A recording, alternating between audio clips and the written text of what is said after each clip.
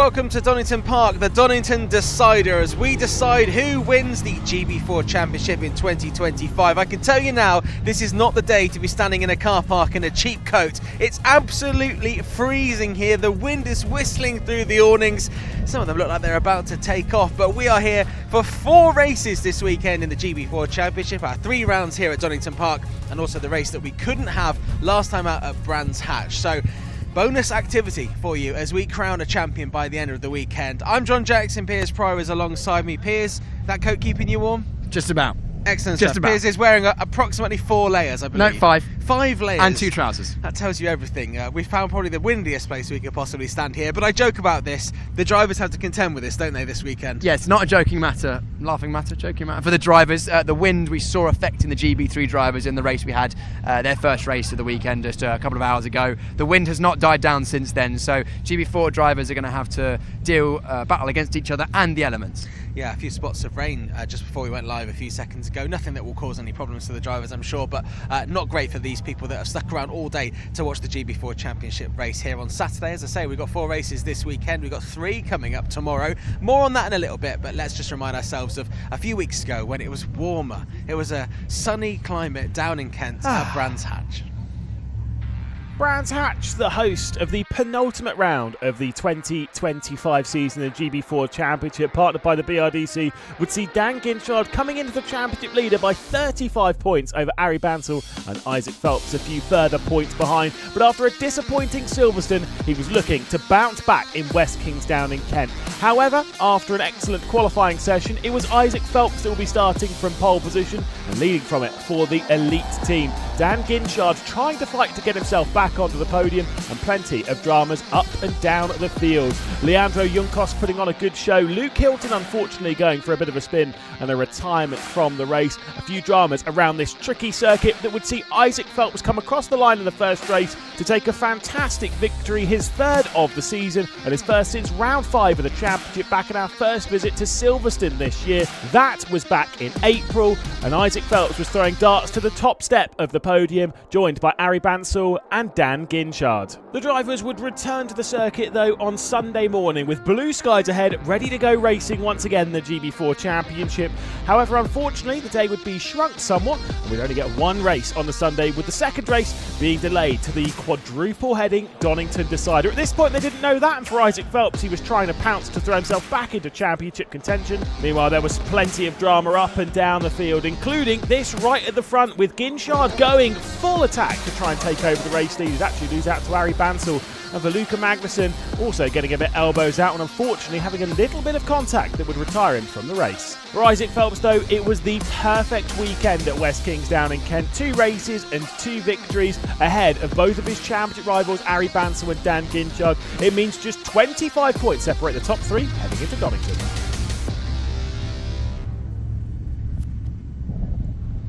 Great weekend for Isaac Phelps and Elite Motorsport then at Brands Hatch. He'll be wishing that he had all 3 races, but no, he'll have that extra race this weekend here on Sunday. So Dan Ginchard is leading the championship by 21 points for hill speed. A very safe season for him, not won as many races as Isaac Phelps, but certainly been in and around the big point scoring position a bit more often. Then it is Isaac Phelps, Elite Motorsport on 320 with a 4-point lead over his teammate Ari Bansal, and Ari's been winning races this season as well, and we've seen some big highs and lows for him. And also their teammate Alex Catoulas is in 4th, so great for Elite Motorsports. 268 Alex Catoulas is on, with Alex O'Grady with KMR Sport on 230 points in 5th. And Jack Taylor, big shout out to him, a couple of race wins for him this season for Fortec. 219 points. We go on then Enzo Hallman, Thomas Ingram Hill and Leandro Juncos all tied for 7th place with Leon Wilson, the Arden Motorsport driver, on 184 points. So Dan Ginchard really is kind of in the box seat, you would say here, Piers. It's all his to lose, but you know, it's not being on pole position for him is a little bit of kind of negativity to start the weekend. He would have loved to be on pole position. It's negativity, he's still front row, but I'm quite looking forward to seeing a championship battle with our 2 championship rivals on the front row together. Isaac Phelps is going from pole and Dan Ginchard going to be from 2nd place. Ginchard doesn't need to outscore Phelps in every race, but if Phelps is winning races, then Ginchard can't afford a mistake. So it's going to be a really good weekend, especially with 4 races. It means that there's all more to play for. Yeah, of course not. And for Elite Motorsports, we've seen KMR Sport actually win the GB4 Championship 3 years in a row since its inception, and this year Elite Motorsport running away with the Teams Championship. But for them to have 3 drivers in the top 4, I mean, that's seriously impressive for Eddie Ives and the team. Yeah, they've had a really, really strong season. They put a lot of work in pre-season. New car for 2025. I think they were out testing in Spain when it was freezing cold and wet in the UK, and they went out there and put in the hard graft, and clearly it's paid them back because they've been up there all season long, consistently good results. They've taken a majority of the race wins, and it's only Dan Ginchard really that's been the one that can break the elite dominance. Yeah, absolutely. Well, we're going to hear from our pole sitter in a little while, but first let's hear from the 3rd elite driver in the championship, currently sitting 4th overall, Alex Catoulis. Alex, good to catch up with you here, hiding away from the storms. First of all, what do you make of the weather this weekend? Is it going to affect what you have to do out there? Yeah, for sure, a lot, compared to dry sessions, it's really different. So, but yeah, looking forward to it. It's a lot of fun. So yeah, enjoying it so far. How much experience do you actually have in these conditions? Not so much, but it's kind of learning and getting to it. So yeah, it's been good. It's been good. I think it was Donington Park where we first met last year when you were working out what you were doing for this year. How do you look back on this first full season in GB4? Really good, to be honest. It's been a really good season. I think the start of the season was really good, and things not really coming together the way I wanted to in the second half, but I think overall it's still a really positive season and good to take things forward to next year. Yeah. You're still very much in the title fight. I know that you're a little bit further back than you would like to be, but going into this first race there, you are in contention. You've basically got to win both the first couple of races, really, haven't you? Yeah, exactly. I think not thinking too much about it at the moment, but starting where I am for this race, for next race, and this weekend, I think made my life a bit more difficult, but I've done it before, so we'll have fun. Yeah. When it comes to the end of the season, say you are in the top 3, is that still something that you're proud of? I know all drivers want to win every race and every championship they compete in. Yeah, I think so, of course. I think say you're in the top 3 or top 5 or top 10, whatever is good for you, I think is always a nice touch on the end of the season. Yeah. And do you know what you're going to do next year? Have you got an idea? Not yet, to be honest, but yeah, hopefully something quicker and bigger. Yeah. Excellent. We'll read between the lines. Best of luck this weekend. Thank you. As we said in that chat there, this is where we first saw Alex Catoulis last year.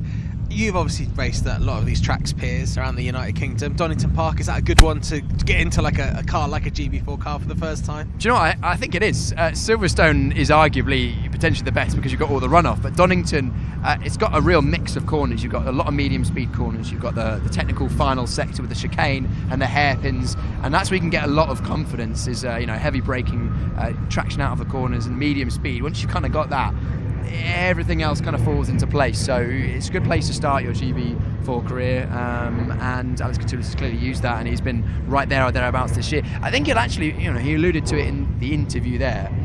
He said, things haven't quite gone his way, made a few mistakes. He'll be happy with where he is in the championship, but to be a fair way off his teammates, I think he'll be hoping, if he does come back next year, to really challenge for the title, or go on to, use the good experiences from this year to push on to a championship challenge in this championship, or whatever he goes on to next. Obviously, all these drivers are out to, win the championship and win races themselves, but they are part of a team. How much do they share data between each driver? Because we see it in Formula One. You talk about, the drivers there sharing data, but each half of the garage is kind of separate because, they're all racing each other. Yeah. I mean, McLaren, Lando Norris, Oscar Piastri is kind of the obvious situation at the moment. But when you come to this level of motor racing with Elite, they will be sharing as much data as possible to help these young drivers on their career. Absolutely. Within the teams of 1, 2 or 3, well, 2 or 3 drivers, assuming you're not the only driver in a team, they'll be sharing absolutely everything. And it's not like you can ask for your data not to be shared, because the teams don't work like that.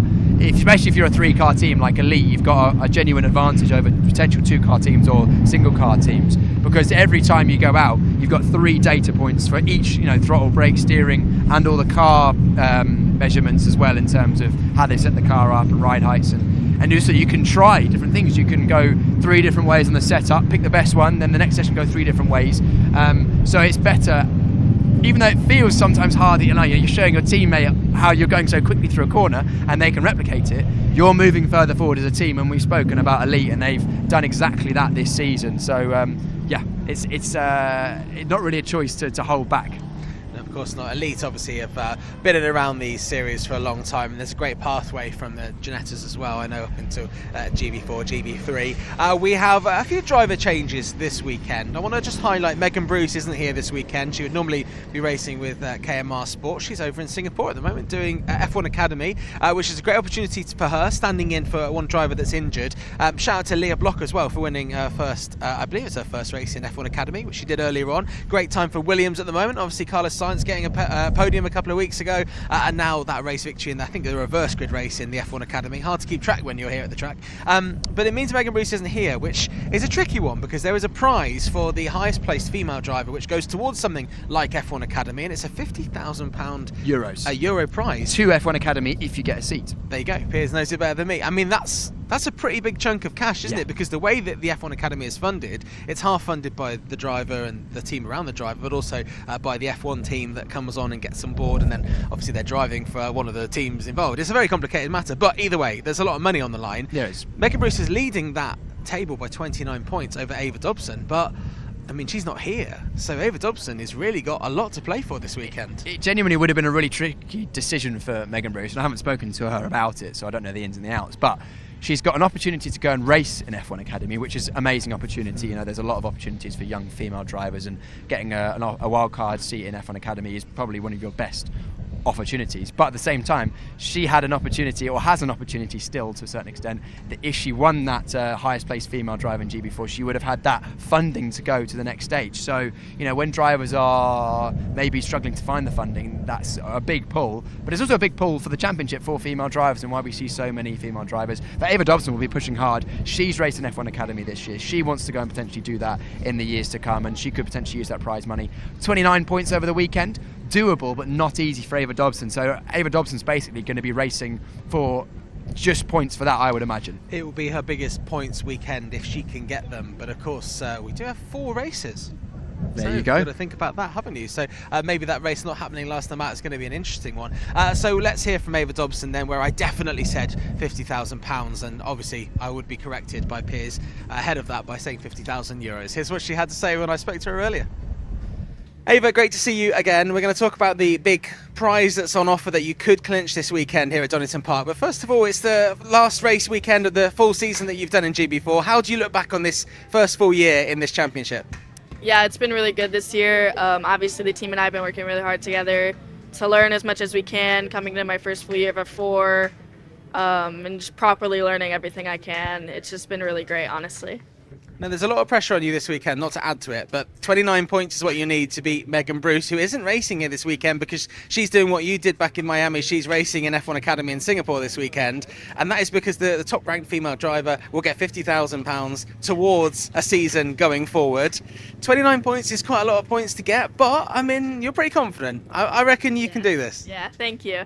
Yeah, I think we can do it as long as we just stay confident within myself as a driver, and honestly not putting the pressure on myself, because honestly at the end of the day I really don't care, because I came here to learn, I came here to drive, and that's initially what I want to do, and I just want to be the best that I can be. So no pressure, honestly, just going for it. Obviously you were there at F1 Academy in Miami. Is that what you're aiming to do next? Yeah, hopefully. I guess we'll have to see. Okay, and obviously that a bit of extra money will never be a bad thing, right? It's going towards another season. Yeah, exactly. Well, what do you think is achievable in this first race coming up today? Honestly, I mean, obviously I'm serving the grid place penalty from Brands, which is fine. But honestly, I'm just gonna send it, go for it, whatever happens, happens, and just be confident. Excellent stuff. I like that attitude. Best of luck this weekend. All right, thank you. That is Ava Dobson. I spoke to her earlier on, so best of luck to her. 29 points is what she needs to get that €50,000 prize. Dan Ginchard, a lot of drivers, I mean, I don't know about you, Piers, when you were racing, they like to get prepped early, they get the race suit on, they get in the car, they're in the zone. Dan Ginchard just chilling. What's going on? I'm just staying relaxed. I have been all year, and that seemed to work for me. Looking forward to it, sort of waiting to see what the weather does, because it's, I mean, you look at one side, it's sunny, look at another side, it looks like it's going to absolutely hoon down. So we'll see what happens with that. But no, I'm really excited, looking forward to it. Did a lot of the hard work in qualifying to get on the front row, and really pleased with that. I imagine you would have been keen to not have rain, or at least definitely not rain halfway through this race. It doesn't look like that's going to happen now, but the wind is still strong. I thought it might have died off a little bit. Yeah, we saw in the GB3 race how interesting it made the overtakes with the wind. So if it's like that again, I think it will be in for a good race, and that's what I want. I want a nice, clean, fair, hard race, and hopefully that's what we'll get. Well, I'm looking forward to a good race. I spoke about it just a second ago in the show. Our championship rivals 1 and 2 in the championship, 1 and 2 on the grid in the opposite order. So we're looking forward to that as fans. But what are you thinking about at this stage? I'm really looking forward to it. It's nice to not have any cars in between us. It's just going to be me and Isaac going at it for the championship. He's got to obviously score a lot more points than I have to, but I'm just going to do what I can. I'm not going to go for anything stupid, but if it moves there for the taking, of course I'm going to go for it. Like I did at Brands. It didn't quite work, but I tried. At least I tried. Absolutely, at least you tried. You gave us some good telly as well. Yeah, definitely, and I think it made it interesting. We had a little chat yesterday for something that's going to go out on the show tomorrow, and we talked about how many supporters you're going to have here, because you had quite a lot down there at Brands Hatch. I mean, I can't quite see now because I'm looking directly into the sun, but have we got a good crowd here today? Yeah, there's going to be a lot tomorrow. Today there's a few people here and there, but tomorrow there's going to be a hell of a lot more people. But it's always nice to have plenty of support, especially from my Polish side. They're always very active supporters. Well, question for you. So I think it was here, wasn't it, Piers, when Tim Karting was racing in GB3 before, we had Polish people that were turning up that had just heard of him. They didn't know him. They just heard that he was a young Polish driver and he'd been racing about 2 hours away from where they lived in the United Kingdom. They just turned up. Have you kind of gathered people that have just seen your name in and around the world? Yeah, there's been sort of bits and pieces. I think Polish motorsport, the fans are very, very passionate about the drivers, like we even saw with Kubica years ago. So to have another Polish driver racing in the UK, there's a lot of people, Polish people in the UK, and they love racing, so they're going to come and watch, and if I can do them proud, then happy days. Love that. Well, look, we've got to let you go and get ready to do them proud, but thank you for joining us, and we'll see you in the car in a sec. Thank you very much. There we go. Dan Ginchard starting on the front row for Hill Speed a little bit later on. We've got about, 15 minutes or so. I think there's maybe a slight delay in the race before. I mean, it's getting a little bit dark overhead, Piers. I mean, these rain clouds are looking a little bit worrying, aren't they? Yes, it's not exactly guaranteed dry race, this one. Circuit dry for now, no rain in the air, but the clouds could go either way. It's going to be interesting. Stick around, that's for sure. There we go. Okay, well, look, there's some new faces, some returning faces on the grid. So let's catch up with one of the drivers that we'll see out there in this race in about 15 minutes' time. Lucas, a familiar face to some, but for those who've followed this year, you have sampled this championship before, but it's great to have you back. Thank you. It's good to be back. I've just been having a blast. First time in a year that I've been back in a car. I mean, the last time I raced was the final round of last year's GB4 Championship at Brands. So, yeah, and it's all happened in typical fashion for me. It's all came around very last minute, and I think I need to, firstly start off with a huge thanks to Douglas Motorsport for, giving me this opportunity. Without them, this wouldn't have came about. So I'm very, very grateful for them, having the faith in me to, drive this beautiful car around. And yeah, it's been feeling really good. The testing's been really, really positive, through Thursday and Friday. Thursday was fully dry, Friday fully wet, and we were right up the top of the times on both of them. And yeah, qualifying just gone, we're P4 and P6, which, given how much traffic I had, I will take all day. I mean, car was feeling good. Felt good confidence. I just felt like I picked up from where I left off yesterday. But yeah, well, we've got plenty to fight from there. You've taken victories. You were very strong in the part season you did last year with us in GB4. This year, it's a new challenge for you because as much as the same championship, it's a different car and you haven't had any of that experience that a lot of the other drivers have had. It must feel good to then suddenly turn up and still be on the pace. Yeah, I mean, I think I would have to put this as by far the biggest challenge that I've had in my circuit racing career because I hadn't drove a car. I mean, I did a test last week at Snetterton on Wednesday and it was the first time I drove a car and I counted 360 days. So the rust was there, and even through Thursday, just session 1, session 2, building into it. And I think I've just been chipping away at it. I've not been trying to make any heroics or anything like that. I've just been, bit by bit chipping away. And yeah, definitely after such a long time out, because, time in the seat is everything in this game, as we know. So just very happy to, after all this time, and even what I consider to be a very compromised qualifying session, to still be in the mix and to have genuine pace. And again, I mean, the car's completely different to what I drove last year, but Douglas have given me a great set of tools to fight with, and it's been feeling awesome. So yeah, very happy, and just we'll see what the weather does. We will see what the weather does, and we're very much looking forward to seeing you out on track in the races again this weekend. Thank you. Cheers. Lewis Werrell, welcome to the GB4 Championship. Your first taste of a racing car on a race weekend. How have you finding it so far? Well, the weekend so far has been a bit up and down. Qualifying was better than we expected compared to what we had in the practices yesterday. But I think the team have done really well to help me adapt to the car and just everything through the weekend. and yeah, excited to see what happens in the races. And you've got a lot of racing experience, even though it's not in cars. You were formerly the highest ranked junior karter in the world. You've won, international karting trophies. You've been very successful in the UK as well. How much of that are you able to transfer over to this new experience for you, or is it all feeling very new to you? Well, there's a lot more to do and what you need to use in the car compared to a kart. But so far I'm finding the step quite tricky, but also quite fun as well. And what's your hopes going into this weekend? It's very new to you, but I'm sure you've got some expectations or some hopes for this weekend. Well, considering where I'm starting for race 2 and 3, if I can learn just in race 1 how everything works, and then in race 2 and 3 just try to get 2 good finishes, and yeah, that will be a good weekend for a debut. It is your debut weekend. I suppose potentially this is a bit of preparation for next year. Have you got an idea of what you want to do in the next couple of years?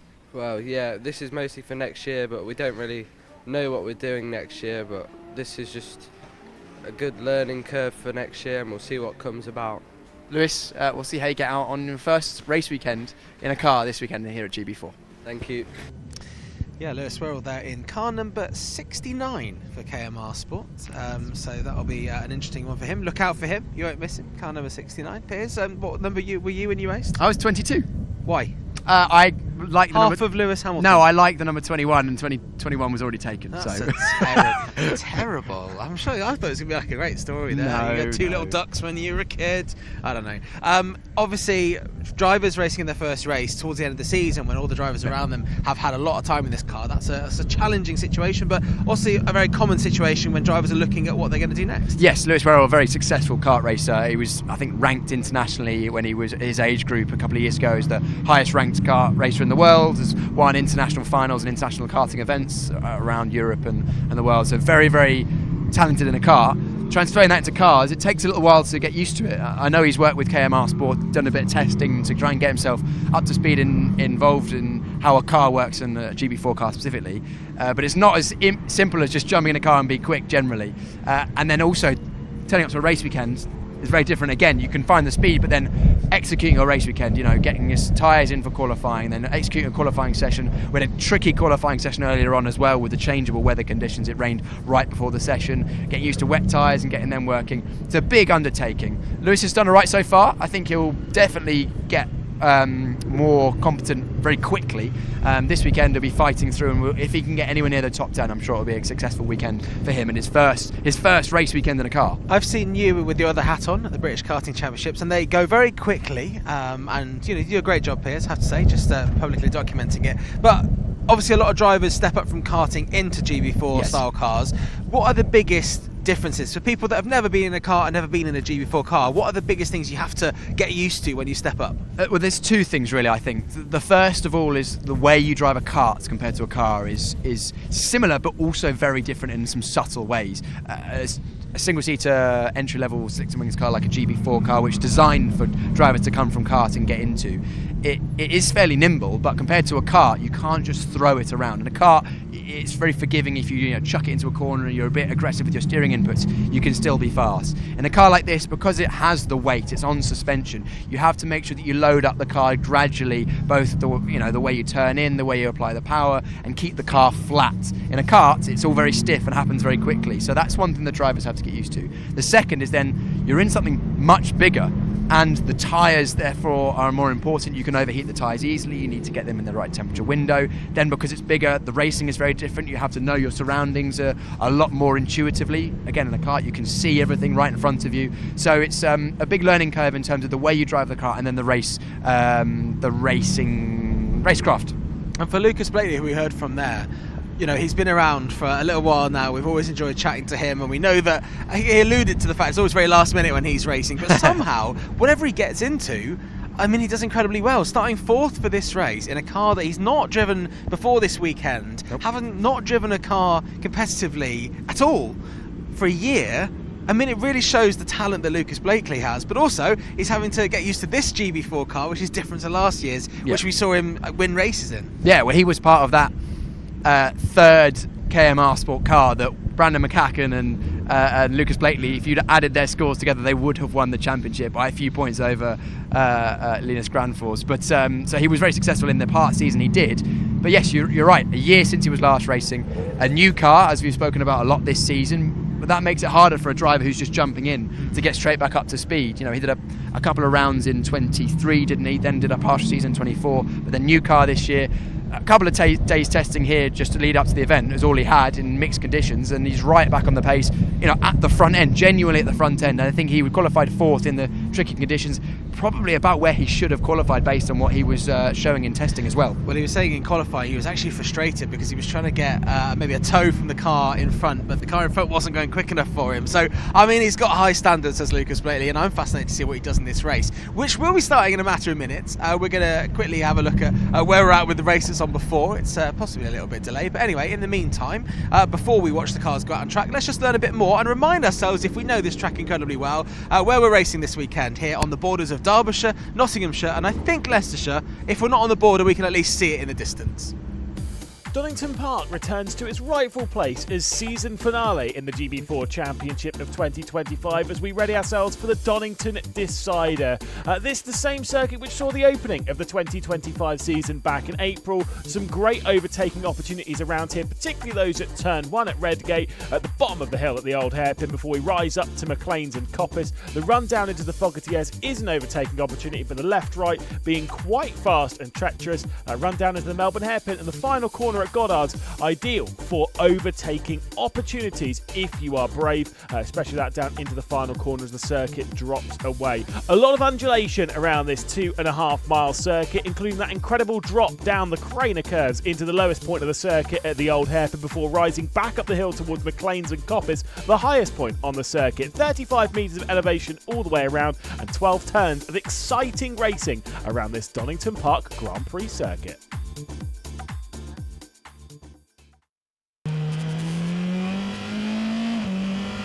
Let's ride on board the Donington Park Grand Prix circuit with championship leader for hill speed Dan Ginchard. In wet conditions as we might experience this weekend, down towards Redgate, and the dry will be all the way over to the left-hand side. In the wet conditions we stay off the rubbered line, a bit wide of the apex to gain some grip and straighten up the exit to get a good run down the Craner curves. We've got a car in front, but it doesn't hamper Dan on this lap. Completely flat out still in these wet conditions, using the downforce of the GB4 car.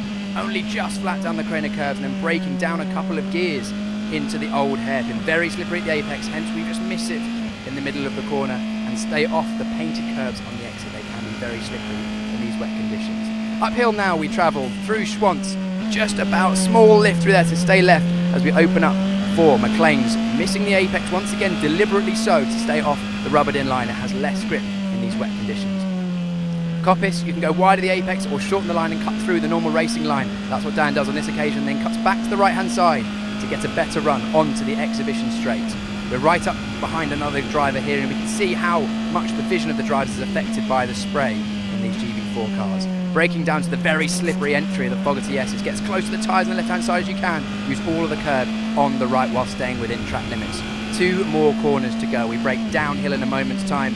A main overtaking opportunity into the Melbourne hairpin, and we see Dan do that on this lap, getting up the inside, nipping the first apex, getting it stopped, and then a nice straight exit for good traction into what will be the final corner of the lap. Goddard's uphill at this stage, but as soon as we turn in, the track goes downhill and off camber, so very tricky in these wet conditions, very little grip on offer. Missing the first apex and straightening up the exit for a good exit onto the start-finish straight, and a lap of the Donington Park Grand Prix circuit. And this is our POV of Dan Ginchard. We've seen his view. This is our view now of him sitting here, ready to make his way to the grid, starting on the front row. And he leads the championship, Piers. It really is where you want to be coming into these final 4 races. Absolutely. I mean, he's got a bit of a gap as well.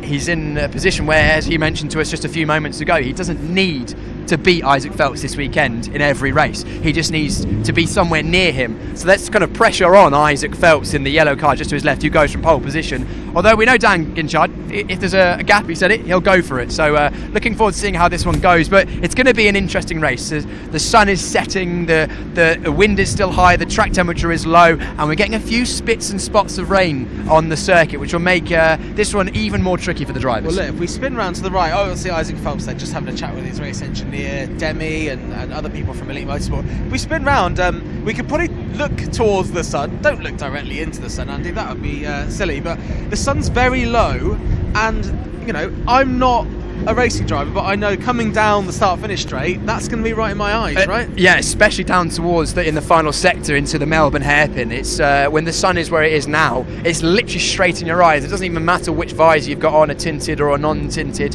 You're kind of looking directly into the sun, which makes it difficult to pick out your braking points. It's difficult to see what's going on ahead. And if you're trying to make a move into the Melbourne hairpin or turn one, you know, just judging your references is even more difficult. It's going to definitely benefit the more experienced drivers then, the ones that have raced here before. We've obviously been here already this year. They'll know where their braking points are off the top of their head, I would imagine, you know, and things come quicker to them. And we do have a lot of new drivers on the grid, as we've seen. Let's take a look at some of them. I'm trying to work out where they are actually at this point. Dudley Ruddock is just right there. He's not a new driver. We can spin round here, and here we go. We've got John O'Connor. John O'Donnell. Number 95. John O'Donnell. John O'Donnell, sorry, O'Connor. I think that's a band, isn't it, O'Connell? One of our new drivers, we're going to catch up with him across this weekend. Yeah. And, I mean, to jump in at this stage, I'm always, you know, in a huge admiration for these young drivers who jump in at this stage. I mean, look at everything that's against him this weekend. It's raining a little bit, the wind's really high, the sun's going down behind the clouds. It's probably the last race of the weekend, so he's been sitting around all weekend to make his debut. But still, I'm pretty sure from where he's qualified, he's going to put in a good showing, isn't he? Absolutely, and John O'Donnell, another one of a drivers who's not got a huge amount of car racing experience. He's done a bit in Skip Barbers in America, but that's in very different conditions on different tyres. We're now track temperature probably hovering around the 10-degree mark. These Pirelli tyres, they take a while to heat up, and because we had a wet qualifying session, everyone is out on brand new slick tyres, which take even longer to get proper temperature into. In qualifying, if it was dry, you'd be looking at doing a fastest lap on lap 5, 6, 7, 8 maybe. So it takes that long to get them into their optimum window. They're going to have to go for a flying, you know, a standing start and racing on the end of effectively their first lap. So no one is going to have enough temperature in their tyres. It's all about how little extra temperature can you get against the drivers you're racing directly against, and that we mentioned it already. For those drivers who have less car racing experience, that is difficult. I'm nearly getting blown away here, and I'm quite a heavy person. The GB3 race earlier, we had 2 safety cars because of drivers being caught out by maybe the wind and maybe the conditions. Are we expecting that in this race, would you say? And also, does that mean that then the fine line between getting cold tyres up to temperature quickly and getting track position early is kind of the risk you're taking, because you want that track position in case there's a long safety car, which means this race in effect gets nullified before it should do? Absolutely, there's an opportunity in a situation like this with everyone on those hard, or those harder shelled brand new slick tyres. They're the same obviously compound as any other slick tyre, but they feel harder when they're brand new because they've got a bit of a release agent on top and they took a while to get warmer. If you can get a bit more temperature than the drivers around you, you've got an opportunity to pass 3 or 4 cars on one lap, for example, whereas as soon as the race settles down, that can be very difficult and you lose a lot more time trying to pass those people. It's going to be fascinating to see what happens with the race start. It's coming up in a matter of minutes. Isaac Phelps will lead us off the line for Elite Motorsport. Let's talk about the George Russell Pole Position Cup now. Yes, because he's won that, right? So Absolutely. he's bagged that. He's bagged some money. He's got a little check in his back pocket from John Cavell, who is very great for this series, and also, you know, chucks a load of checks out to young drivers, which really matters to them because a bit of money for doing well is definitely a huge reward, but also very... It's not a little check, it's £1,000. Yeah, well, they're very grateful for it. I mean, I'd take £1,000. Well, what I mean is it's not one of those large comedy checks. Yes, it's just a real check. It's a legitimate check from John's checkbook, presumably. Yes. I mean, let's not go into the details of it anyway. But Isaac has done really well qualifying this year. I mean, he told you straight away before you spoke to him, which we'll hear in a minute. He told you how many times he'd been on pole position straight away. Without exactly. I said, just marched checking in. I was just checking how many. 6. It was six. Let's hear then from Isaac. Let's confirm. Let's let him confirm. Here's Isaac Phelps. Isaac, you've reliably informed me that that's your 6th pole position, which makes you the George Russell pole position cup winner and double pole this weekend at Donington. That must feel pretty good. Yeah, I mean, we've got all the poles at Donington this year, so I think we've got this track quite well sorted. Yeah, really happy to get that result. Yeah, and you say that you've got all the poles this year at Donington, you've got it sorted, but wasn't easy out there. As you can see by the banner at home flapping in the background, it's very windy this weekend. The circuit conditions changed right before the start of quali, so you had to nail it when you went out on circuit. Yeah, I had to really get the track down, hook up the corners and not go on track limits. You know, that's a big thing of every track, and yeah, just being able to do that as well. And like with the wind, saying to Coppice, you know, my car felt like it was about to go right on the straight. It was a weird feeling. Yeah, just explain, it makes a big difference, the wind here, doesn't it, to the way the car feels? Yeah, like I've never noticed it too much, and I guess in these conditions when we're going a lot slower it's a bit better, but say if we're in the dry it would make a big difference to how we drive and how fast we can take a corner. And I suppose this is the perfect start to the final weekend of the year for you. You want to give yourself the best chance of winning the championship. Got a bit of a points deficit to make up, but 2 pole positions is the best way to go about it. Yeah, it's the best thing we can do. I think also just proving myself, you know, double pole, showing that I'm the fastest 6 poles this year, and only thing anyone's done is 2, so you know, that's also a big thing for me, taking into my next step in my life. That session was wet. If it's dry, do you still have the pace? We topped the dry session on Thursday, so who knows? Who knows indeed. We'll look forward to a good weekend. Congratulations, Isaac, on your George Russell Pole Position Cup and double pole this weekend. Thank you. 6 pole positions for Isaac Phelps. He's won the George Russell Pole Position Cup. And £1,000. And £1,000. On a normal size check. Piers, you need to drop this thing about the size of the checks. Come on, mate. Let's have a look back then. We can see the yellow car, Elite Motorsports of Alex Katulis, who we heard from a little bit earlier on. 4th in the championship, but didn't qualify very well at all. He did say in that chat with me that he's kind of left himself a lot to do, but I mean, we can see what he can do from there. Luca Magnussen just to the left in the number 23 Beef Lover car, which we haven't shouted out this weekend yet, but we're absolutely going to do it right now because we love the Beef Lover car. And we're kind of moving back. This sun is getting very low, Piers, I have to say. Do drivers at this level have multiple sort of visor options, and how quickly can you change them around? Because I know F1 drivers will have a selection of helmets, but you know, let's face it, that the money is slightly different in F1. Yeah, of course. In F1, generally the drivers will get given plenty of helmets and visors. The drivers will have to buy their own, most of them at this level. They'll have different visors, clear ones, light tints, dark tints, full tint, like sunglass ones. They'll choose ahead of the session what they're going to use. Some drivers will have a number of helmets as well. I'd say a good proportion of the grid will have more than one, and they may even just have a light visor on one helmet and a darker visor on another to be a quicker change. Actually, yesterday Ari Banso has 3 helmets, and his teammate on pole position, Isaac Phelps, only has 1 helmet, and he was just saying, you know, it's just one of those things of, you know, sometimes they'll be lucky and they'll have a company that will donate them helmets and things like that. And we've seen before with people sponsoring helmets for drivers. I know Luke Browning in GB3 used to have a helmet that was sponsored, and you know, very kindness of people that have kind of, they've picked up along the way that have turned out to sponsor them. So it's great to see that, great to see loads of different people around here. We can kind of look back, I feel like the race that was on before is stopping fairly soon. It has stopped already. Flame here in the number 10, a very bold car actually if you're looking out for some of our female drivers, starting on row 11, so that's 21st place, just behind Holly Mile, who is in the 48 car just to her left there.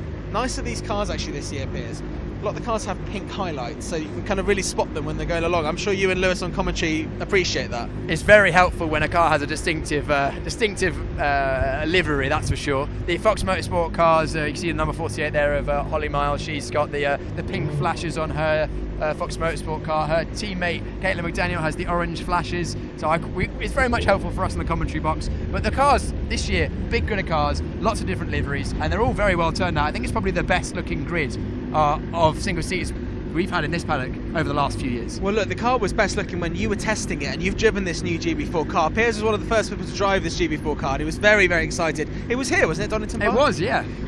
I mean, let's talk about the handling of this car around these conditions, because you were driving it, I'm sure it's a lot warmer.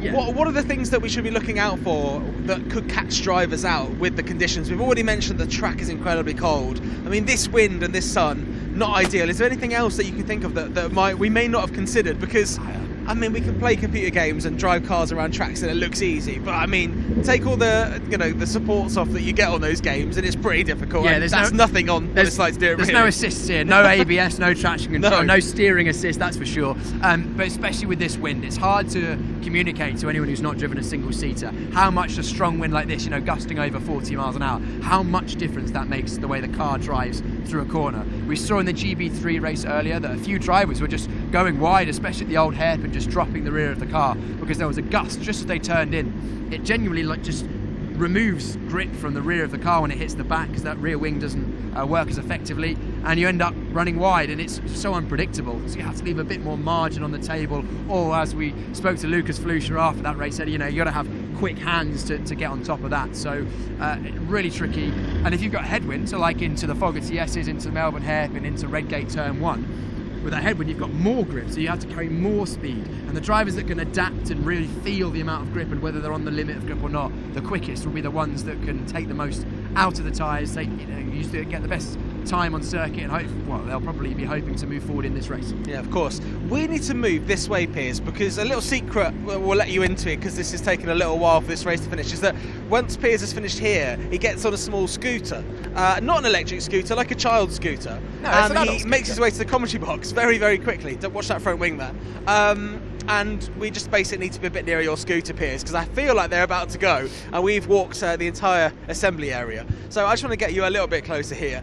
We can talk about some of the progression that we've seen from drivers from GB4 before, not just into other championships like GB3 or FIA F3, but also into driver coaching roles. We see Nick Taylor, who won the first ever season of GB4, in and around things, doing photography, doing video stuff. We've got Joseph Loke, who was most recently driving an FIA F3, and I don't know what he's been doing this year. GT World Challenge. GT World Challenge in a McLaren, which has been super cool for him.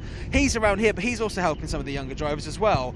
And I would imagine if you're a young driver, especially some of the ones we've talked about that are racing for their first time or maybe for their first couple of times, having someone who's been there and done it is huge for them. Oh, massive. Having having someone in your corner with the experience who's been there, done that. For a lot of the young drivers, also just knowing that you can trust what that person is saying, they can do it. If they tell you that corner's flat out, you can give it a good go at going flat out without worrying too much. Excellent stuff. Well, Piers is going to go and find his little scooter, and for the first time this weekend, don't forget we've got 4 races here in the GB4 Championship this weekend. It's time to go racing here at Donington Park.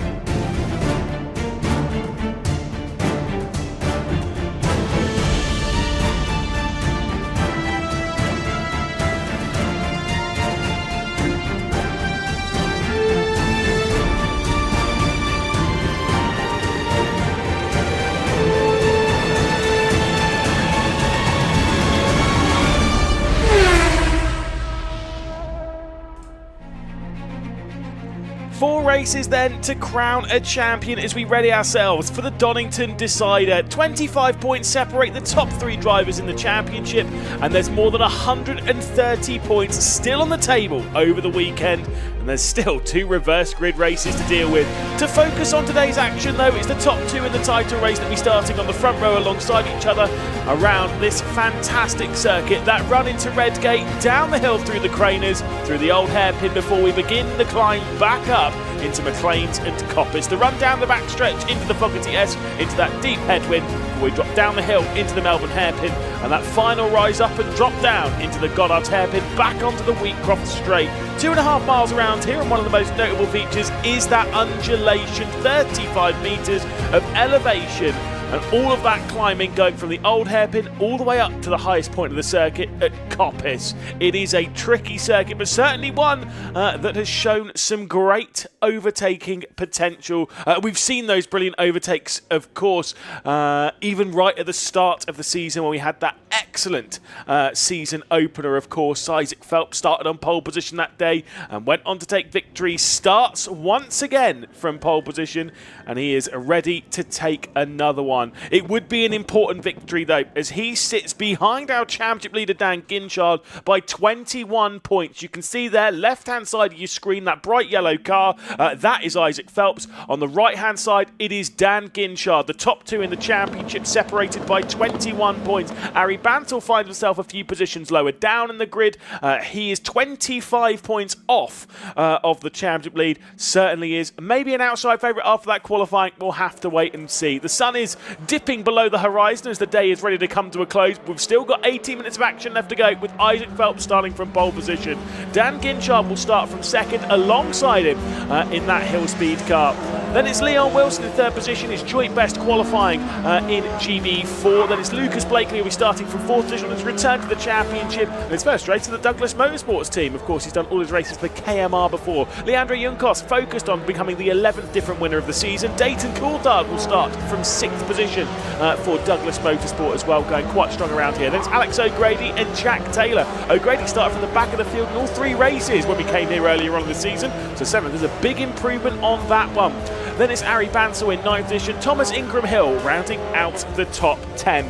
The rest of the field will see the debutante of Lewis Werrell starting from 11th position alongside ADM's lone car of Jason Pribble starting from 12th. And that is about halfway through the field. 24 cars out here. Enzo Holman, Stefan Bastangiev starting from 13th and 14th position. Of course, Bastangiev with that pace performance car. Alex Katulis in 15th, disappointing qualifying for the Elite Motorsports driver, alongside Luca Magnussen, who retired from the final race back in Brands Hatch. Ava Dobson from 17th, trying to become the highest placed female driver in the championship. Josh McLean will start from 18th position for pace performance. It's then Dudley Ruddock from 19th and John O'Donnell on debut for pace performance in 20th position, that number 95 car. Two final rows of the grid, which will of course see the number 21, the Flame Ricola from 21st position, the number 48, and Holly Marl alongside. Then the final row of the grid. It's Caitlin McDaniel and it's Lily Watkins after drama in qualifying. We are ready to go. The adult size scooter has been used. Piers Pryor has found himself into the commentary booth. What was it? You're very good at setting purple sectors in the final sector around here. What you were saying about in qualifying? So you've got some advice to these drivers? In hindsight, it might be an adolescent-sized scooter. But anyway, we're concentrating on the GB4 race at hand. It's going to be very difficult and very important for these drivers to get these Pirelli tyres as close to their working window as possible. That's why you see these drivers weaving aggressively side to side, wheel spinning, just to try and get any heat they can into these tyres. But on the other side, if you heat them up too aggressively, you can get front graining, especially around Donington Park. The front left comes under a lot of stress. And towards the end of the stint, if you see a black band or a darker band on that front left tyre, that means that driver has damaged the tyre and they might not quite have the grip of the drivers around them. And the circuit temperature might be cooling down quite a bit here as the sun has basically dropped down behind the tree line, which will be actually quite a big assistance for the drivers here because they won't be blinded constantly around here, especially going through Coppice, which is normally a problem. Of course, the last race here on Saturday, quite late in the evening, we have the same problem on Sunday. Some drivers, I was bumping, I'm not going to name names, but someone was like, oh, we have actually got a race today. And I was like, yes. Like always. Yeah, like every weekend. And here is the race, and we're looking forward to this one. The Championship Challengers on the front row of the grid. This weekend is going to be box office. 18 minutes onto the clock. The first race of 4 in the Donington deciding quadruple header. Great start, though, from our front row. It is a perfect one for Isaac Phelps. Dan Ginchard will remain alongside. Leon Wilson makes it 3 wide into the first corner. Ginchard tries to go straight around the outside. He needs to throw everything at this, and he is throwing everything at this. Getting squeezed out wide, off into the background. Is Taylor. I think he's been pushed off into the background, and I think he might be out of the race. Yeah, Taylor in the gravel Fortec Motorsport, strong at the start of the air. Ginchard looks on the inside. There's contact, and they both run wide. Drama already on the first lap. Championship challengers come together. The worst time for me to take my eye off the screen, but yes, indeed, that opens the door for Ari Bansal to throw himself back into the championship mix. Let's see what happens as they rise their way up the hill. Of course, dramatic moments there going into the old hairpin as they work their way through now. Isaac Phelps will be focused on a recovery drive, but big drama there for Dan Ginchard. This will be a tough day then already as the safety car is deployed. We've got Alex O'Grady out of the race. Drama. We didn't see what happened there. That's Jack Taylor off at turn 1. We've got Alex Grady, looks like off at the old hairpin with rear suspension damage. Anyone else on the grid? No, safety car is currently waiting on the start-finish line. Drama there, Lewis. You didn't see it first time. I'm sure we'll get a replay, but it was Dan Ginchard trying to force the issue on the inside going into the old hairpin. Phelps covered the inside. Ginchard 2 wheels on the grass.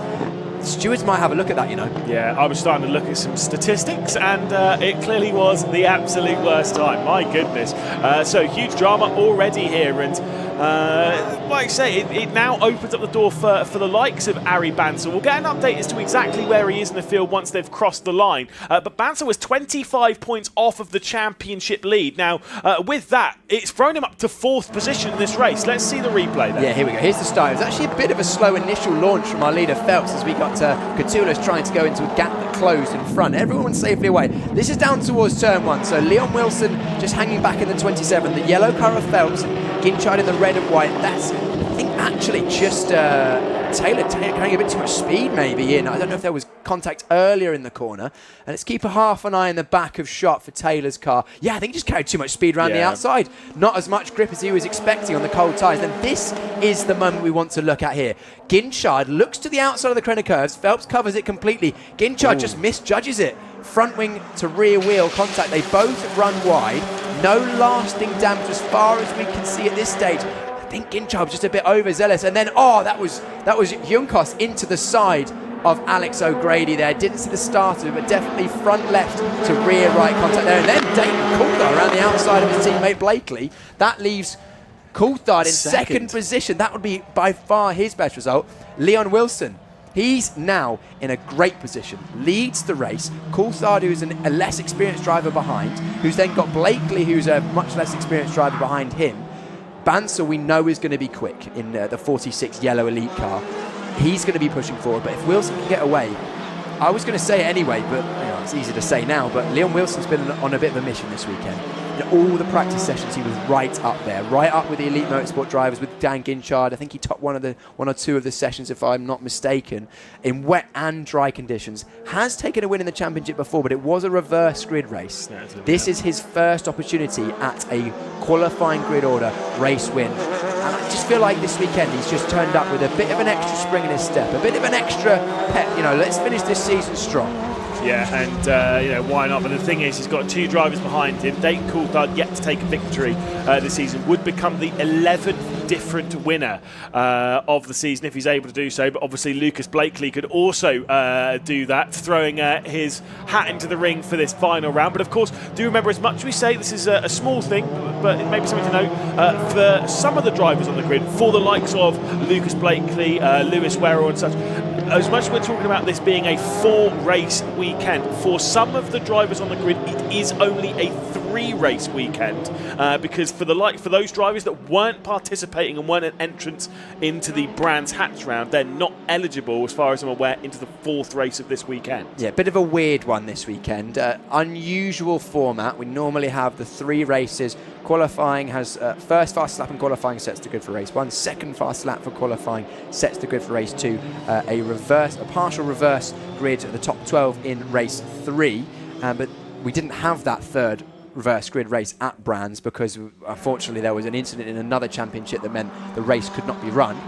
Thankfully we're going to get the same number of races in as we planned at the start of the year, but it's a bit strange that there are drivers that are racing this weekend who will not be eligible, as you mentioned, Lewis, in that 4th race. Doesn't make a difference to the championship. All of the championship contenders are eligible for that race. So Ginchard, Phelps, Banser, Catullus, O'Grady, Taylor, Horman and so on will all be in that race, but it's just our newbies that will be watching that one with you at home. Yeah, certainly so. And I think it's going to be a very exciting race. It's going to be a very exciting weekend. I'm glad some of the cloud coverage has dissipated a little bit, gives us that extra little bit of light in what is going to be a difficult part for these drivers to deal with the light fade. And can tell the cameras are doing it relative justice. It is, it's fairly visible out there. We've got some serious movers on lap 1. Just looking through Coulthard, we've touched on Blakely's had a good start. Jason Pribble, 12th place to 5th for the one-car ADM team. You can see in there the 59, the grey car with the pink highlights, just coming over the crest. There he is, Jason Pribble. Now, he's a driver that's been on his own with the ADM team this year. ADM have had some really good news in the recent weeks. They've had a big investor. They're pushing on. They're going to be in GB3 and GB4 next year, expanding the team. Jason's been a big part of that this year, getting them off the ground and getting them racing. Hopefully he's a part of that stable as well. He's been quick this weekend, genuinely quick. He's been up in the top 5 in a number of the practice sessions leading up to the qualifying session. Didn't all put it together in qualifying. I spoke to him after the qualifying session saying, he just said, I just wasn't in the right place when the track was at its best, got a bit of traffic, didn't execute exactly the lap I wanted to, but I know I've got the pace. He's been a beneficiary of those issues on the first lap, and has now got a chance to push on for a genuine top 5 as the safety car is coming in this lap. Leon Wilson leads the way and will choose when he goes racing once again. No overtaking until the finish line. He's got a bit of a gap at the moment. Dayton Coulthard needs to close that up. Just as a bit of an update then before we go back racing, the top 3 in the championship. Third place in the championship, Ari Bansel's running in 4th position.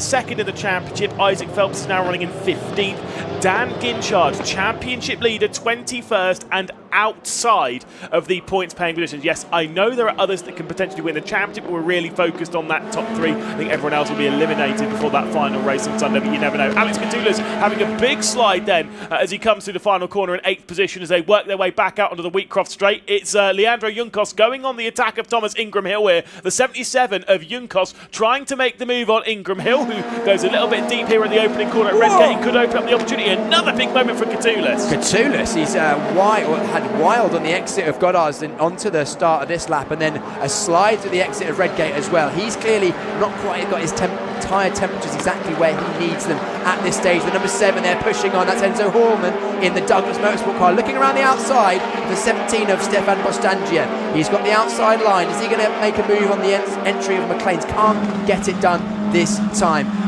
Hallman's looking for the cutback now as well. Defensive goes Bostangiev again. Yeah, Luca Magnussen also working in the black, red and white Fortec car as he closes his way in. This is the battle for the back end of the top 10. Bostangiev in 9th position, Hallman in 10th, Magnussen in 11th position, and to be fair, not too far off the back of it is McLean, who's running in that 12th spot. Here comes a look to the outside once again from Hallman. That's going to be maybe a little bit too deep from Bostangiev. Could read that one every single day of the week, and I think this could be the move coming in from Hallman. No way is he going to be able to hang on to that as Bostangiev. Somehow Bostangiev carried a decent exit speed in. Hallman looking at the inside, right against the white line, locks up, goes wide. Is Magnussen going to take a position, or Juncos potentially? Or is that McLean? Sorry, my mistake. It's a similar livery. Juncos actually races for hill speed, but it's similar livery to the pace cars.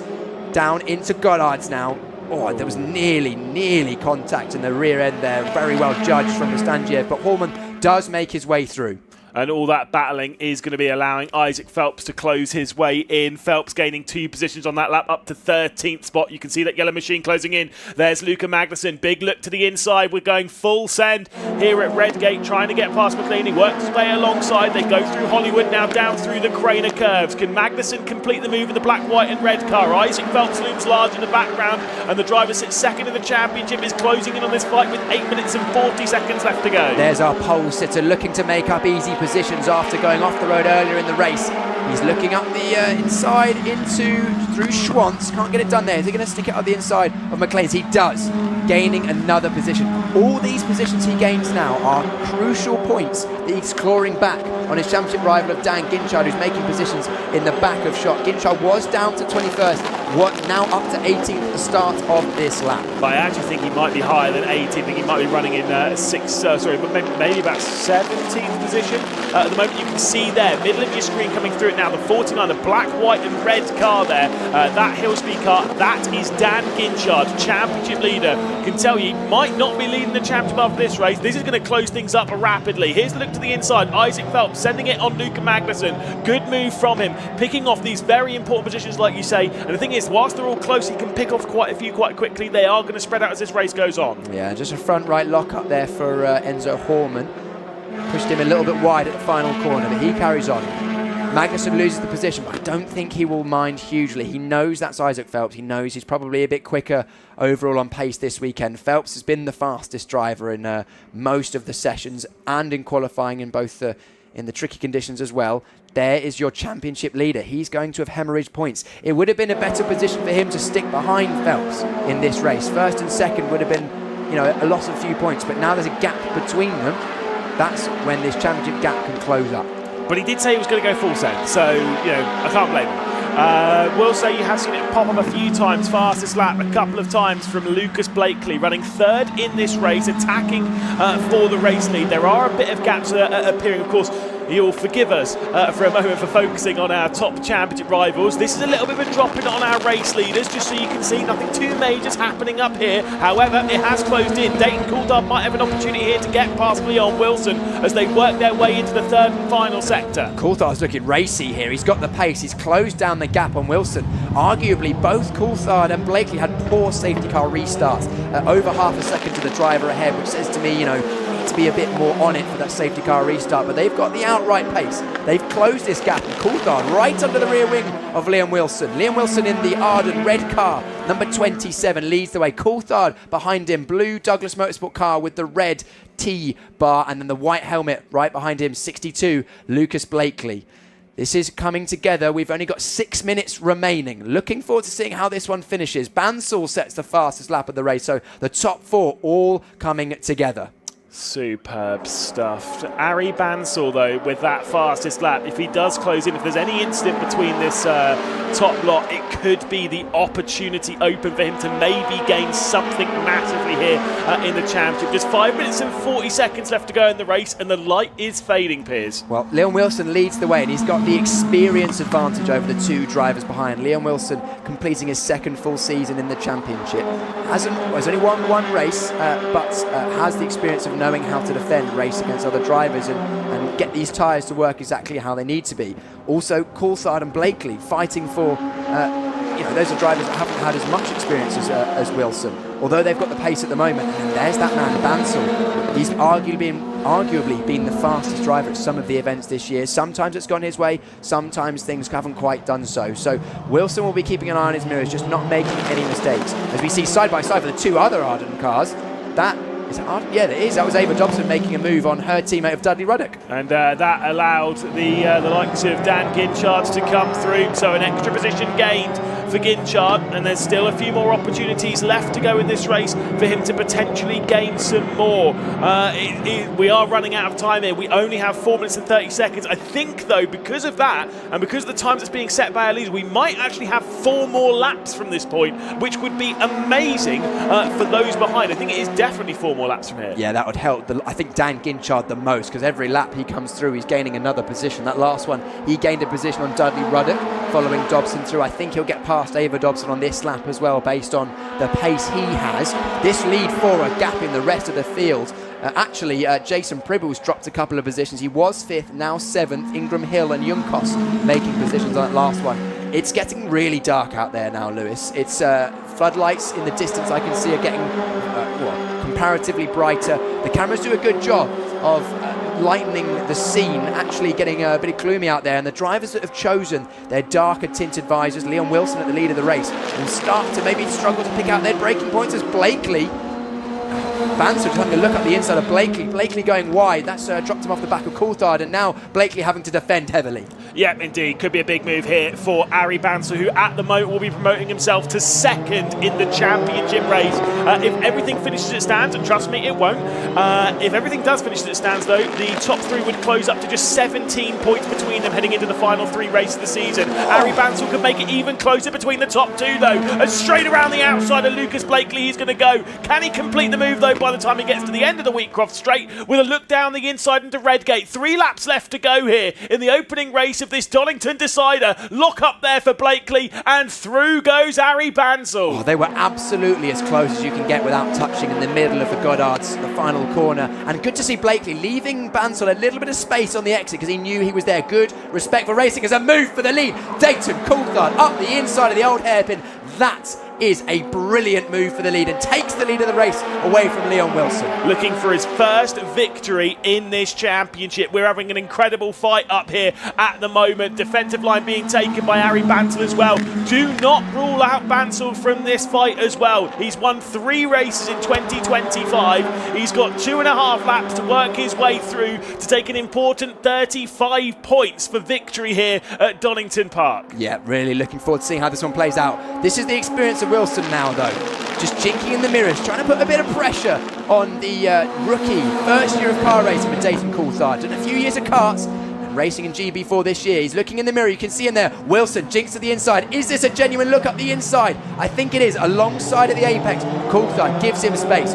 Great racing once again. Really respectful battle, and enjoying this battle for the lead, Lewis. Light blue, the race leader, Dayton Coulthard. Red and white, the car in second. That's Wilson. The bright yellow of Harry Bansall. The light blue again in the background there in fourth position, of course, of Lucas Blakely. 2 final laps left to deal with here in the opening race of the weekend. They are being closed in by Thomas Ingram Hill as well as they work their way through. Bit of a look, and Harry Bansall with the full send and the lockup as well. Is he going to go out deep here, or is it going to be perfectly judged as he works his way past Leon Wilson? What an epic move from Harry Bansall. He put all of his eggs in his basket to go out the inside there. Didn't leave anything on the table locked up, and actually worked out for him. Was smart to cover the inside on the exit as well, and that's given him a bit of space. Now Wilson's having to defend from Blakely as Blakely's got the run on the exit of the old hairpin. Side by side they go through Schwantz. On the inside it will give Blakely for McLean's. He takes that place, so Wilson first to fourth and just a few laps, and now it's Harry Bansall who's chasing down Dayton Coulthard. He'll only have a couple more laps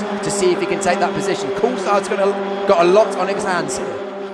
Yeah, well, I mean, look, if he does take over the race lead here for Harry Bansall, by the way, he will take over the lead of the championship at the moment, only because Dan Ginchard is in 13th position. If he works up a couple more spots, then maybe it won't change round. I'll keep my eye on it. At the moment, it would be 4 points between first and second. Just a note, Jason Pribble was 5th place after the safety car. He's in the pits, must have had an issue. Terrible news for Jason Pribble. That would be gutting considering how well he'd done in that race. So he's got a move, potential move there, nearly a move up the inside. Another couple of positions for Isaac Phelps, but not this time.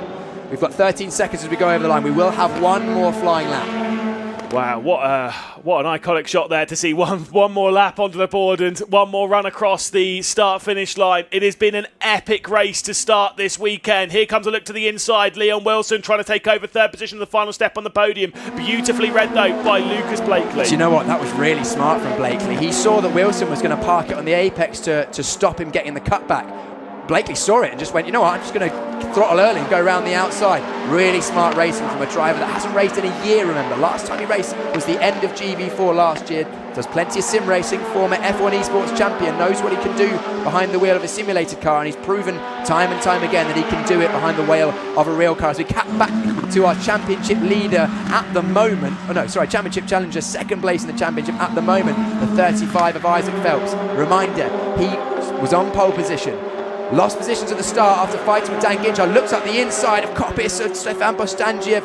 Can he get that move done? Still side by side they go down the exhibition straight. Yeah, indeed. Can he work his way through, though? He's on the outside as they go into the fog. Yes, I've been very impressed with how these drivers that are in the top of the championship have worked their way up using brains and strategy without using bravery and brawn to try and do something too silly. But here comes Isaac Phelps then, the final real opportunity to try and find his way past Bostangiev and score some important points in the championship. He'll work his way down the inside and he'll work his way through. Very tight one there. Dayton Coulthard, though, will come through the final corner after an epic drive to become the 11th different winner of 2025. The record-breaking season keeps on growing on that front. Harry Bansall, though, with an epic drive to 2nd. Yep, first win in cars, if I'm not mistaken, for Dayton Coulthard. He'll remember that day for a very, very long time. To be honest, a very impressive drive. Had to work for it, used the pace, caught the leader, made the move at the right time, and then didn't buckle under pressure. Brilliant drive from Dayton Coulthard. And the championship has closed up a fair amount. It will still be Dan Ginchard, the championship leader. Obviously, all things provisional. Still need to work on some maths. Don't worry, don't be reading this too much. But it would be 5 points between 1st and 2nd. Dan Ginchard to Harry Bansall. Isaac Phelps would be only 18 points behind. 3 cars, 18 points. 3 races left to go. Lewis, the people at home cannot see this, but I'm licking my lips in anticipation for the remaining 3 races we have coming this weekend. It's going to be a monumental championship battle. We've seen it go to the wire in previous years. This could be the best finish to a GB4 championship season we've ever seen. We've commentated on GB4 since the very start, and in all that time we've had some epic races. I said it right at the start of the season, I've been saying it throughout this season. This has been the most entertaining and exciting season of GB4 that we have ever had, and it does look like we are going to get that box office finish that we definitely deserve. What an epic drive, though, from Harry Bansal. I hadn't written him off before the weekend had started, but I thought after qualifying, he certainly had a bit of a mountain to climb. Saw a bit of luck when the top two in the championship came together, pounced on it, came through, and it comes through into second position. He set the fastest lap as well on that last lap. Absolutely epic driving there for Harry Bansal, and put on some pretty epic moves. Not quite as epic though as the move to take over the race lead. Absolute insanity from Dayton Coulthard with a huge move at the old hairpin to take his first victory in GB4. Absolutely incredible there for Dayton Coulthard. Had been on the podium once before. That was back in the third and final race at Donington Park, but this certainly a cut above the rest to have worked his way through in that race. Simply incredible there, and like I say, might be potentially even the happiest man on the podium with that victory. I could say you might see Harry Bansal being pretty happy indeed. That second place is monumental for his championship. He does have the most amount of podiums this season, does Harry Bansal, at 9 podiums, including 4 consecutively. Was on the podium in race 3 at the second visit to Silverstone, then both times at Brands Hatch, and of course here in the opening race at Donington Park for Harry Bansal. Obviously, we have a lot of question marks for those behind, the likes of Dan Ginchard, who I'm sure will be under some form of investigation there for the incident between himself and Isaac Phelps. Whether that will come to anything, we'll have to wait and see. But, I mean, regardless, it is still an impressive drive for Ginchard to have recovered to 12th, and an impressive one for Isaac Phelps to have recovered into 9th position. We did also see there, of course, Lucas Blakely on his return to the podium. He's had an awful lot in his time in GB4. Of course, it's been fleeting, Lucas Blakely's time in GB4, but it is still his 11th podium in totality. Of course, 4 victories and now 11 podiums, of course, for Lucas Blakely. We head down, though, to Jon Jackson to catch up with what I'm sure is an emotional top 3. Thank you very much, Lewis. A Coulthard on the top step of the podium. Where have we seen that before? Great drive, great move from Dayton Coulthard. Is that fella he's chatting to wearing anything under that coat? Looks like he's just got a coat on. Maybe I'll question him about that later. I think I can go in and grab him. He should be wearing his contractually obliged hat. I wonder whether he's going to be putting that on at any point soon. Probably should be wearing it. It doesn't look like it's forthcoming anyway, so let me just grab a quick word with him once he's cuddled everybody. Dayton, can I grab a quick word? I mean, amazing to take the lead and eventually win the race. Tell me more about it. Honestly, I'm still slightly starstruck. You know, it's my first win in cars, so I'm really happy about it. But no, it's just after the incident on the first lap, ended up second, and all I was thinking about was just getting to the front. So it worked out. It worked well. Well, you've got to absolutely take the luck when it comes to you, but also, you know, putting in the skill to win this race. I mean, is this the start now? We've seen you on the podium before, but this is the first win. Well, I guess we'll see.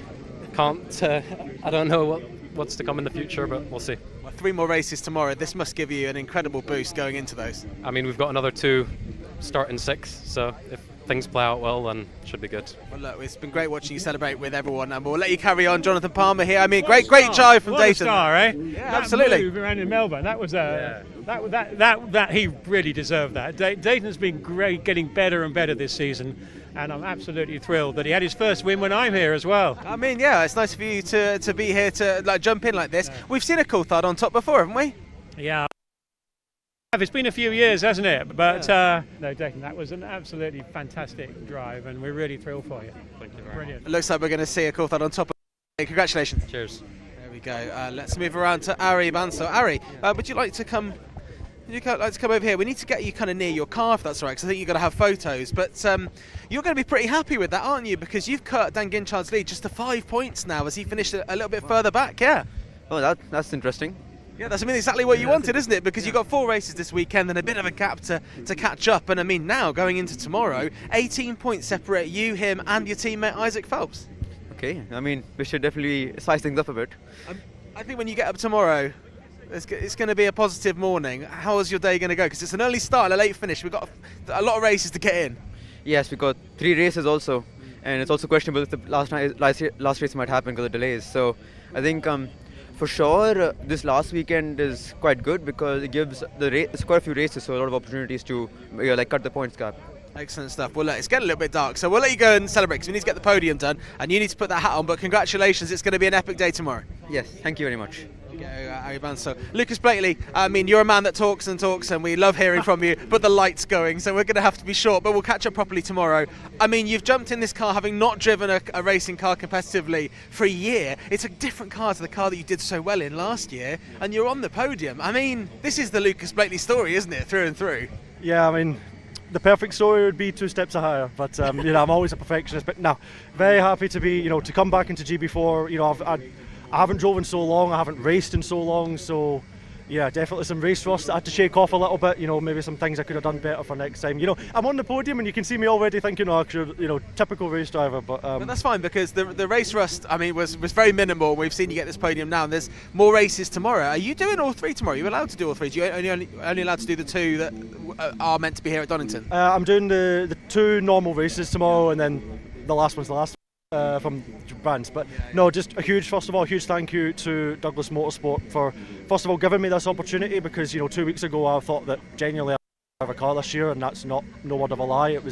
I didn't think I'd drive, and then all of a sudden here I am at Donington racing, doing what I love most. This is what I live for. So yeah, to be on the podium for them in my first race back is phenomenal, and also a huge congratulations to Dayton as well. It's good to have 2 Douglas cars up on the podium. So yeah, very, very happy. Huge thanks to the team, and we go again tomorrow. We know you love it. We love seeing it as well, and hopefully there's a lot of people watching that might want to get involved with the Lucas Blakely story and get you on the grid next year as well. Congratulations. Thank you so much. Cheers, everyone. There we go, Lucas Blakely. Everyone loves Lucas Blakely, and we are going to watch the highlights of that race before we see the podium as the light dims here at Donington Park.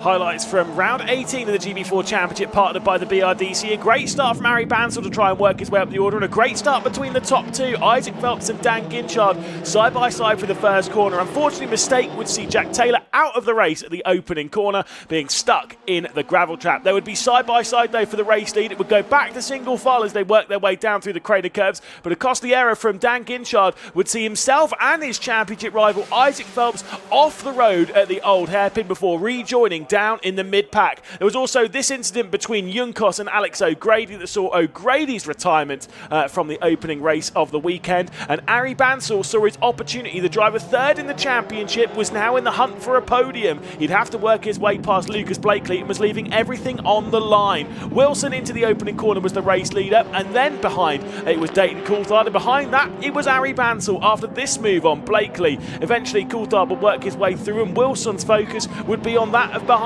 However, Bansell would make this move down the inside at Redgate and would find his way through into 2nd position before focusing on a battle between himself and Blakely. A big move though from Blakely to work his way through onto the final step of the podium. An important 2nd place though for Harry Bansell, and an important first victory in the GB4 Championship to become the 11th different winner. Dayton Coulthard on top in the opening race at Donington Park. To take a look at provisional race results, of course, here for the opening race at Donington Park. It is Dayton Coulthard on top. It's Harry Bansell in 2nd position with Blakely, then Wilson and Thomas Ingram Hill inside the top 5 there. Leandro Junkos into 6th position, but despite that contact between himself and Alex O'Grady might be under investigation from race control. Alex Catoulas up to 7th position. Then it's Enzo Ullman and Isaac Phelps recovering up to 9th after that issue between himself and Dan Ginchard. Stefan Bastangiev would round out the top 10. Also, Harry Bansell, not there's any bonus point for it, but he did set the fastest lap of the race on the final lap as he was trying to charge for the race lead. Luca Magnussen would finish in 11th position with Dan Ginchard recovering up to 12th. Josh McLean there in 13th position. Then it's Dobson, Ruddock, and of course Flame Auricola there in 16th position. Lewis Werrell on debut in 17th position before we've got O'Donnell and the likes behind. A trio of retirements, unfortunately behind Lily Watkins, would be Jason Pribble, Alex O'Grady and Jack Taylor. All retirements from the race. Championship-wise, we are looking pretty tight in the championship. 5 points has... So the drivers will be ready to work their way onto the steps of the podium. Of course, we will bring out Lucas Blakely first. His 11th podium in GB4. Of course, that does include his appearances in previous seasons. He did do quite a few rounds last season, of course, with a whole host of victories in that run as well. And, of course, the runs back in 2023. It is a third consecutive season where he's appeared and grabbed the podium as well. Ari Bansal will take second position into the podium once again, 9th of the season, and onto the top step of the podium for the first time, just his second podium in 2025. Of course, it is Dayton Coulthard. Jonathan Palmer there to hand out the trophies to our top three. And again, very well-deserved podiums indeed in the dying light here at Donington Park. Ari Bansal there with his. He's got a whole host of those. 4 consecutive podiums for Ari Bansal. But for Dayton Coulthard, it is the biggest of the trophies, and of course one that he will hang on to and maybe build off of over this Donington Park weekend. A superb opening victory to his career, and it's one that we can see going from strength to strength. Of course, we know the Douglas Motorsports team have been strong this weekend. They proved it there with 2 cars on the podium.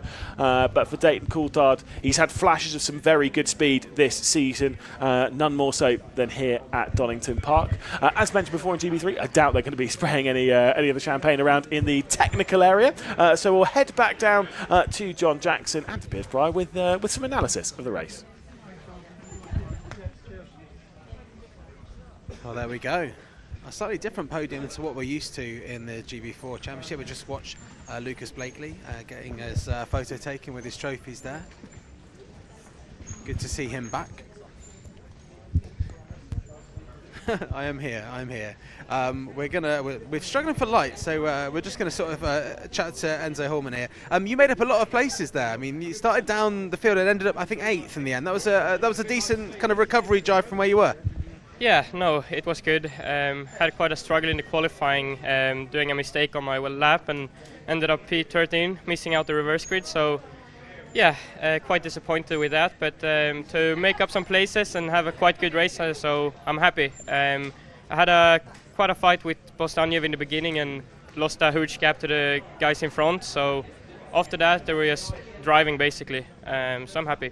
While you're disappointed with that for yourself, I mean, it's been great for the team today with 2 of your drivers on the podium. That shows you that the car's there and you can put it there. So it's a new day tomorrow, right? Yeah, it is. I have some good data to look at, and yeah, I'm happy for the team. It's great, especially in the team championship. The fight is on, so yeah, I'm happy for the team. 3 races in a day tomorrow. That's going to be all right with you? Yep. Not too taxing. You can get it done. No, I'm looking forward to tomorrow. Still starting in the back, but hope for some good races still. Hopefully it's a bit warmer as well, and that wind goes away, right? Yeah. I would like some rain actually, but yeah, some warmer winds wouldn't hurt. Okay, well you can do a rain dance overnight and we'll catch up with you tomorrow. Thank you. There we go, Enzo Hallman with Douglas Motorsport. And well, that wraps up our coverage. We're getting photos taken in the GB3, GB4 awning here. And we'll be back for 5 races tomorrow, 2 in GB3, 3 in GB4. And it all starts really early in the morning to get all those races in. So around about 8:30 in the morning is the first GB4 race of the day, and we'll of course see you here exactly where you're watching right now. In the meantime, you can watch back the highlights. They'll be available very soon on the GB4 social media, and you can check out the full race report on the GB4 website, and you can catch up with some of the drivers that have been speaking to the website throughout the week as well. And we're going to have a sit down tomorrow with the title contenders to see how they're feeling, with 18 points separating the top 3. Could be the closest finish ever to a GB4 season. We'd love you to be joining us back tomorrow morning, 8:30, exactly where you're watching right now, as we crown a champion in the Donington Decider.